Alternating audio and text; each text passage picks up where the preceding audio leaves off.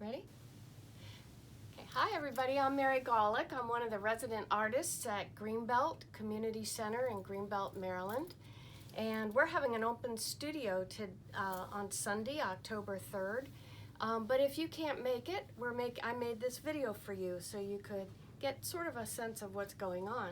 So welcome to my studio.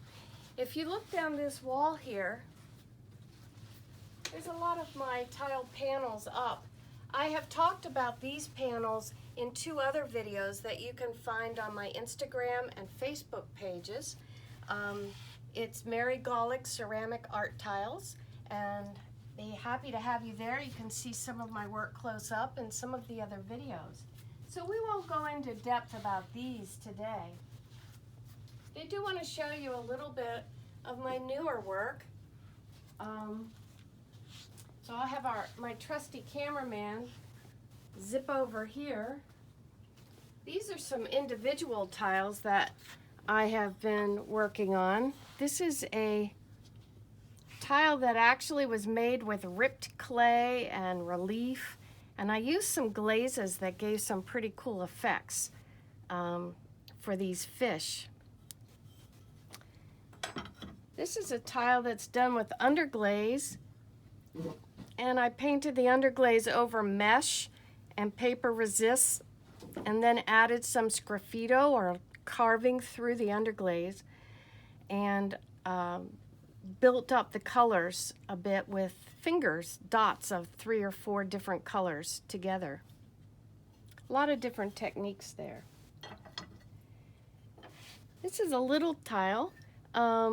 These were done with a paper resist, putting color down, paper on top, and then painting another color over it, and then pulling the paper up.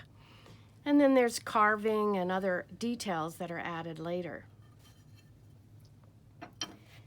This tile might remind you of the 1920s illustration techniques. And it's done with a black underglaze, this black that doesn't have, it's just a colorant, it's a matte, chalky look. It doesn't have any glaze on top of it. But then in between those black areas, I've painted colors of glaze.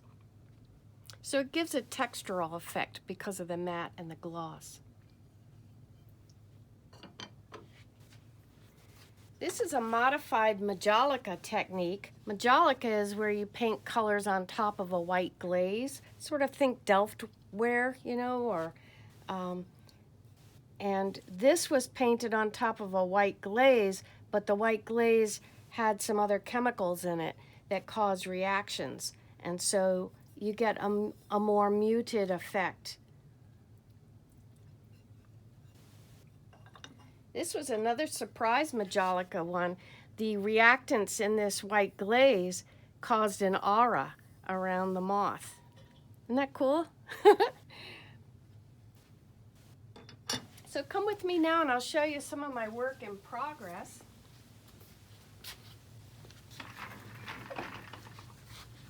So here is a panel that still needs to be mounted onto a substrate and have grout put in it.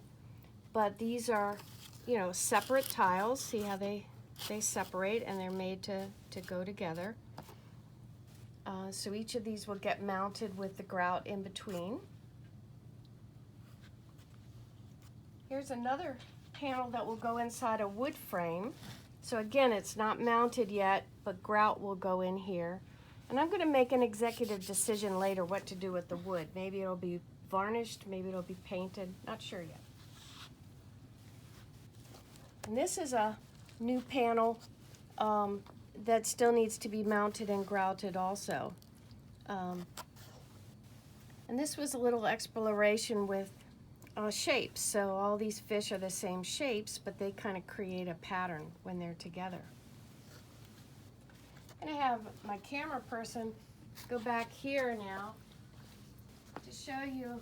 This one's not finished yet. There's still going to be frame pieces that go around it.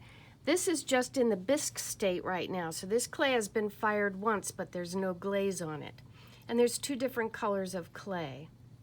So I wanted to show you a little bit about my process because this is laid out, now it needs to be glazed. So I do a lot of glaze testing to figure out what might work the best. My original idea was to do this, this, this, and this in one color, and this, and this in another color. But I changed my mind after I did the tests. I wanted the houses to have this crackly look, and I wanted the doorways to have a more translucent look, which would break over texture like that. That came out cool and I liked it. But then the other color I was going to use was this green crackly look with this green translucent look for the doors. But when you put them together, they don't look so hot. So I didn't think that would be a good combination for this panel. So I scrapped the green and I'm going to go just with this combination over all the houses. Then this red clay is going to color glazes differently than white clay does. So I did 6 little tests of the little squares with different glazes on them to see which would work best. And I found that this one would work the best because it would go with the blue and the maroon a little bit better. So it's a lot of work to, even before you touch the brush to the tile, trying to figure out what might work the best in a combination. I do hundreds of glaze tests every year as I work on various projects and try to organize what I'm doing. And I learn a lot about my glazes and how to combine them in the process. So that's just a sneak peek at some of the things that I do in my studio. If you're in town ever and you want to come and see me, please contact me and I'd be happy to have you come for a visit. And you can get in touch with me at megawlik, Gawlik, at AOL.com. So just send me an email. I'd be happy to show you around in person if you can't make it this Sunday. Take care.